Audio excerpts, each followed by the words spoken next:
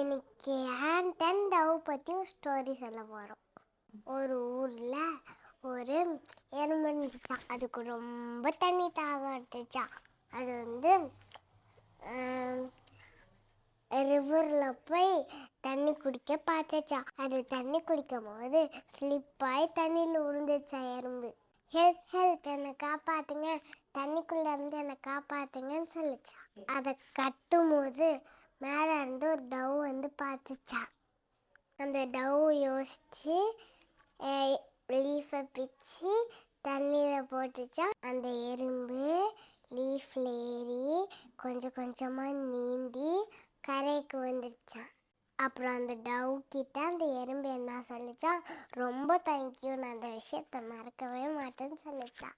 இப்போ ஒரு நாள் அந்த டவ் பறந்துட்டு இருக்கும் போது ஹண்டர் சுட பார்த்தாராம்.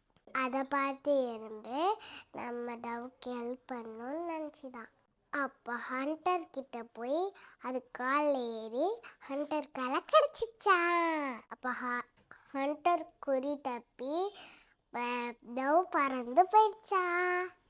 இந்த ஸ்டோரியோட மாறல் என்னன்னா, நல்ல மனசோட ஒருத்தவங்களுக்கு உதவி பண்ணால் நம்மளுக்கு தேவைப்படும் போது தானாக தேடி வரும். தேங்க்யூ.